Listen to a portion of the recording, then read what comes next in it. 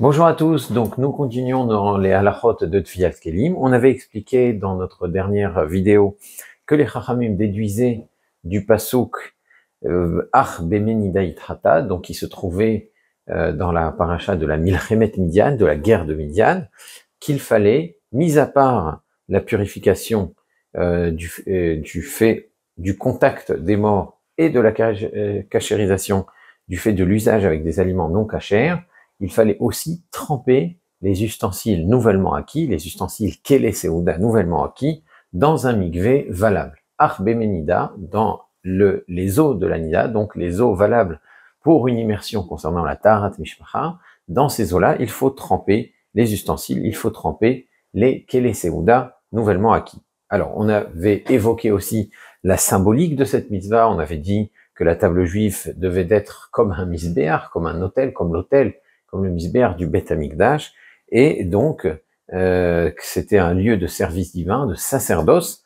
Par conséquent, tous les outils servant à préparer les repas ou à les servir doivent être regardés comme des kéli-charet, comme des objets de service, et par conséquent devaient être trempés au mikvé pour pouvoir être utilisés. Alors on avait rappelé que seuls les ustensiles en métal et au contact des aliments, donc les kélé seouda, seuls ces ustensiles doivent être trempés, et que les chachamim, les sages, ont étendu cette obligation aussi aux ustensiles en verre. Donc pas seulement le métal, mais aussi le verre. Ceci parce que le verre a un point commun avec le métal dans le sens où il peut être recyclé, et même une fois que le verre est cassé, on peut le fondre et le réutiliser comme le métal qui peut être fondu et réutilisé pour fabriquer de nouveaux ustensiles. Alors on avait vu que des ciseaux à papier pour les emballages ne sont pas considérés comme des kélé seouda, même si on l'utilise pour ouvrir des emballages, et donc ils n'ont pas besoin d'être trempés au mikvé. Alors est-ce qu'il faut tremper au mikvé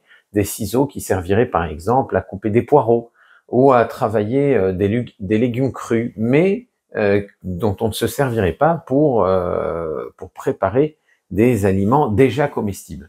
Est-ce qu'on doit tremper, par exemple, le couteau d'un moulin à café, sachant que le café, il ne va pas être consommé tel quel, et c'est seulement une fois qu'on l'aura moulu qu'on va pouvoir préparer l'aliment. Et la même question, elle veut se poser pour les couteaux qui servent à découper les bêtes, voire même les couteaux de shrita. Est-ce qu'il faut les tremper au mikvé? Eh bien, le Shulchan Aruch, le Mechaber, Rav Yosef Karo, tranche que ce genre d'ustensile, qui ne sert pas à manipuler des aliments déjà comestibles, n'ont pas besoin d'être trempés au mikvé. En revanche, le Rama, Rav Moshe Isserles, donc, lui rapporte l'opinion du Tashbetz, Rav Shimshon bar Tzemach Duran, un des décisionnaires des Rishonim, un des décisionnaires médiévaux d'Algérie, qui rend l'immersion obligatoire dans ce cas, et donc il conclut, le Rama, qu'on doit tremper ces ustensiles sans bracha pour pouvoir les utiliser. Alors dans les communautés séfarades, c'est ce que tranche le Rav Ovadia Yosef, on pourra s'appuyer sur la position du Mechaber, du Rav Yosef Karo, qui ne voit pas là de Kélé Seouda, et donc on n'aurait pas besoin de les tremper. Néanmoins, pour le Rama, il faudrait les tremper sans bracha. Dans le même ordre d'idées, le Rav Moshe Sternbuch tranche que des récipients qui servent à stopper les épices, comme de la farine ou du sel, et qu'on n'apporterait pas à table. On ne parle pas de la salière, qui est un Keli Seouda, mais des bocaux qui servent à stocker les aliments dans la cuisine. On les met dans la casserole, et c'est seulement à ce moment-là qu'on les rend comestibles. Donc, est-ce que ces bocaux de stockage doivent être trempés? D'accord? Est-ce que c'est trempé? Eh bien, d'après Rav Moshe Sternbuch, c'est comparable aux ciseaux dont on parle, et donc ils doivent être trempés sans bracha.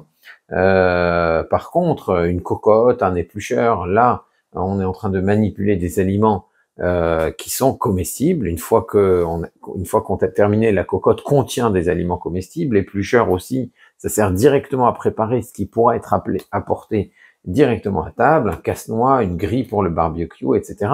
Tout cela doivent être trempés avec bracha. Alors, est-ce qu'il faut tremper les récipients qui sont achetés dans le commerce avec le produit alimentaire? Donc, par exemple, en achetant une bouteille de vin ou une bouteille d'alcool, on achète une bouteille en verre. Aussi, on acquiert aussi le récipient qu'on va utiliser, et on va même le poser à table pour servir la boisson que la bouteille contient. c'est donc un Keli Seuda en verre. Donc on devrait peut-être tremper les bouteilles de vin qu'on achète pour pouvoir les utiliser. On devrait tremper les bouteilles d'alcool qu'on achète pour pouvoir les utiliser. On devrait d'abord vider l'alcool et ensuite pouvoir remettre l'alcool dans cette bouteille pour pouvoir la poser à table et s'en servir. Alors, est-ce qu'on doit les tremper? Pourquoi on les trempe pas plutôt? C'est ça la question. Et la question, elle se pose aussi concernant les boîtes de café, par exemple, qu'on pose sur la table du petit déjeuner. Est-ce que ce sont des Kele Seuda à part entière et qui doivent être trempés au mikvé? Alors, les décisionnaires contemporains expliquent que, étant donné qu'on ne fait que vider le récipient acheté avec la denrée, donc le récipient n'est pas appelé Kele Seuda. Un Kele Seuda, c'est quelque chose qui est censé être vidé puis rempli à nouveau. Donc il va servir à de nombreuses reprises. Et donc, étant donné qu'on ne l'utilise que pour le vider et qu'une fois qu'on l'a vidé, une fois qu'on a terminé la denrée, le vin, l'alcool, le café que le récipient contient, eh bien on va le jeter. Peu importe dans quel bac, mais en tout cas, on va s'en débarrasser. Et par conséquent, ce n'est pas un Keli qui demande à être trempé au mikvé. Alors, la question qui pourrait se poser, en revanche, c'est qu'est-ce qu'on doit faire? Est-ce qu'on a le droit de réutiliser certaines bouteilles qui peuvent être réutilisées? Vous avez certaines bouteilles de limonade ou de cidre ou certains pots de moutarde qui sont dessinés de façon à pouvoir être réutilisés. Ça veut dire qu'une fois qu'on a terminé la moutarde, on peut laver le pot et se servir du bocal comme d'un verre. Vous avez des bouteilles de limonade ou de cidre, comme on a dit, une fois qu'on a terminé la limonade ou une fois qu'on a terminé le cidre, on peut réutiliser cette bouteille pour la remplir d'eau, etc., à volonté. Est-ce que pour réutiliser ces bouteilles-là qu'on aura achetées avec la denrée, on a besoin de tremper ces récipients, ces ustensiles au mikvé? Eh bien, les décisionnaires contemporains sont nombreux à exiger une tvila sans bracha dans ce genre de situation. Alors maintenant, il y a certains qui se permettent malgré tout d'utiliser ces bouteilles, de réutiliser ces bouteilles et ces bocaux sans les tremper au mikvé. Alors sur quoi ils s'appuient? Eh bien, ils s'appuient sur la réponse du Rav Moshe Feinstein. Rav Moshe Feinstein qui pense que le récipient n'a été vendu, quand on l'a acheté, au moment où on a acheté le récipient, il a été vendu pour contenir l'aliment. Donc, c'est pour être vidé uniquement. C'était juste un ustensile de stockage provisoire. On pouvait s'en débarrasser ensuite. Seulement, le juif qui les a achetés a pris la décision ensuite de les réutiliser. Alors, c'est une décision que le juif a prise une fois que la bouteille, une fois que le pot de moutarde était déjà dans son domaine. Donc, il ne devient Keli Seuda, l'ustensile ne devient Keli Seuda, objet de Seuda, qu'alors qu'il est déjà dans le domaine du juif. Donc il n'y a pas de passation de domaine, il n'y a pas de passage de propriété qui oblige une tevila. C'est seulement quand il y a passage de propriété que l'objet est un objet de Seuda et qu'il passe dans la propriété du juif, qu'à ce moment-là, il doit être trempé au mikvé. Mais là, il ne devient Keli Seuda qu'après être rentré dans le domaine du juif. Au moment où le juif l'achète, ce n'est pas encore un Keli Seuda, c'est juste un emballage, c'est un simple emballage. Donc, l'objet passe du statut d'emballage à Keli Seuda alors qu'il est déjà dans le domaine du juif. C'est comme si le juif l'avait créé, c'est comme le juif avait créé un Keli Seuda, et par conséquent, il n'a pas besoin de tremper puisqu'il naît déjà dans le domaine du juif. Alors, dans l'absolu, c'est préférable de tremper, comme ce qu'exige la majorité des poskim, mais ceux qui ne le font pas ont sur quoi s'appuyer, donc cette tchouva du Rav Moshe Feinstein. Alors, est-ce qu'on doit tremper des ustensiles jetables en aluminium? Alors, la coutume est de ne pas tremper les barquettes en aluminium dans la mesure où on les jette après leur première utilisation. Donc comme c'est quelque chose de jetable et qui n'est pas réutilisable, on considère que ça ne s'appelle pas Keli Seuda. Je ne sais pas si on peut même appeler ça Keli. Par contre, si on les utilise à plusieurs reprises, c'est-à-dire qu'une fois qu'on a fait cuire des aliments dedans, on vide les aliments et on les réutilise pour faire cuire d'autres aliments, alors à ce moment-là, il semble très logique, parfaitement logique, de rendre la tvila obligatoire dans ce cas-là. Alors certaines compagnies israéliennes, elles se sont même lancées dans la fabrication locale de barquettes en aluminium avec une hashgacha pour montrer qu'il n'y a pas besoin de les tremper au mikvé, de façon à contourner ce problème. Donc bien sûr, en général, on utilise ces barquettes qu'une seule fois. La minhag, l'habitude, c'est de ne pas les tremper. Mais si on utilise des barquettes en aluminium qui ont une certaine robustesse, alors à ce moment-là, la question de les tremper au mikvé se pose vraiment. Si on emprunte un verre à un non-juif, étant donné que le verre appartient encore au non-juif, il n'est pas rentré dans le domaine du juif, il n'a pas besoin d'être trempé. Donc on peut parfaitement aller voir un voisin, si on a besoin de verre, lui emprunter des verres et les utiliser sans savoir à les tremper.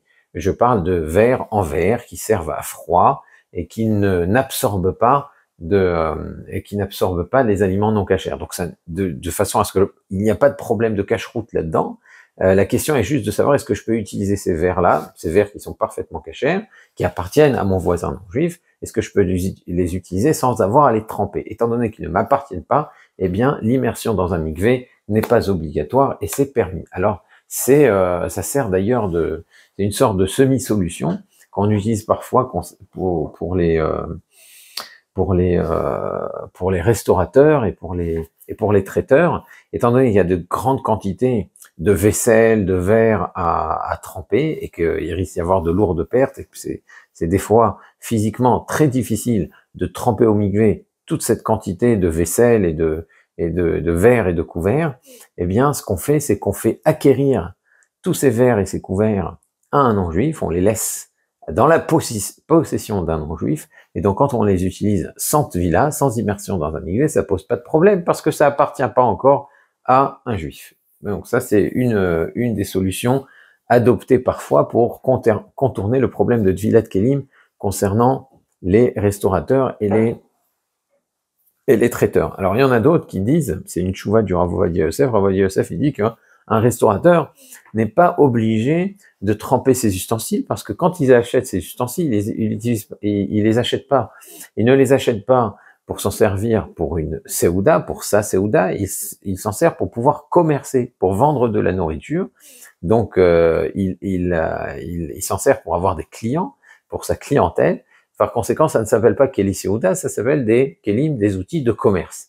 Voilà. Bon, c'est une svara, c'est un argument pour ne pas avoir à les tremper, qui peut s'ajouter aussi aux autres hétérim, aux autres permissions qu'on a énoncées. Donc peut-être si en plus tu as l'intention de pas vraiment les acquérir, disons qu'ils restent dans la possession du non-juif qui te les a vendus, juste que tu as payé pour pouvoir les utiliser, mais tu n'as pas l'intention de les acquérir, d'en prendre possession. Et en plus, tu peux considérer que ça ne s'appelle pas quel est Seouda parce que tu t'en sers pour commercer, pour vendre de la nourriture et pas pour te nourrir, pas pour ta table, pas pour ta propre Seouda.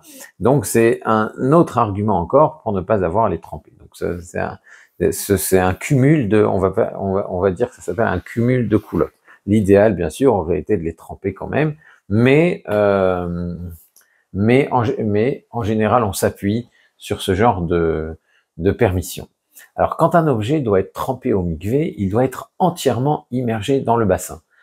Et ça, c'est valable même si une partie de l'objet est en plastique. Alors, on avait vu que les objets en plastique n'ont pas besoin d'être trempés au mikvé, c'est uniquement le métal et le verre, ou bien la porcelaine si le revêtement en verre est suffisamment important. Est-ce que, quand on a une casserole en métal et un manche en plastique, est-ce qu'on doit tremper aussi le manche dans le mikvé? Ça, c'est une question qu'on peut se poser. Mais étant donné que la casserole doit être trempée au mikvé, le manche fait partie de la casserole, donc le manche en plastique doit aussi être immergé quand on le trempe au mikvé. Donc la totalité du keli doit se trouver dans le mikvé. Ça n'a rien à voir, encore une fois, avec la cachérisation des ustensiles. Concernant la cachérisation des ustensiles, quand on veut cachériser, par exemple, par ébullition une casserole, on peut tremper une partie de la casserole, cachériser la moitié, par exemple, si on ne peut pas faire entrer toute la casserole dans l'eau bouillante, et ensuite passer l'autre partie de la casserole dans l'eau bouillante, et à ce moment-là, la casserole est entièrement cachérisée. De même, vous mettez une partie d'une cuillère dans l'eau bouillante, puis l'autre partie de la cuillère dans l'eau bouillante, même si vous n'avez pas immergé la cuillère dans sa totalité dans l'eau bouillante d'un seul coup, eh bien la cachérisation est valable. Mais ça, c'est pour la cachérisation pour lâcher le goût du non cachère qui aurait été absorbé par l'outil, par l'ustensile. En revanche, pour la cachérisation, entre guillemets, dans le mikvé, pour l'immersion dans le mikvé, qui encore une fois n'a rien à voir avec la cacheroute à proprement parler, là, il faut que l'objet soit immergé d'un seul coup et entièrement dans l'eau du mikvé. Donc il faut que la casserole et son manche soient entièrement dans le mikvé. Et non seulement il faut que la casserole et son manche soient entièrement dans le mikvé, il faut que l'ensemble du récipient soit entièrement dans l'eau. Donc ça veut dire que avant de tremper le récipient dans l'eau, il faut veiller à enlever toutes les étiquettes, parce qu'une étiquette, si elle est collée au récipient ou au verre ou au bocal, etc., elle fait écran entre une partie du récipient, une partie du kéli, une partie de l'objet et l'eau. L'eau doit pouvoir être en contact avec l'ensemble de l'objet. Donc on doit retirer toutes les étiquettes. D'ailleurs, c'est un travail assez pénible quand il s'agit de tremper des objets au mikvé. Il faut s'équiper d'acétone, de produits de façon à ce que aucune trace de colle ne reste sur l'ustensile. Et de même, on ne doit pas tenir fort l'objet quand on le trempe dans l'eau, parce que si on le tient fort, eh bien l'endroit où on le tient, d'ailleurs la prise, là où on a prise avec l'objet, eh bien il y a aussi, on fait écran entre l'eau et l'objet.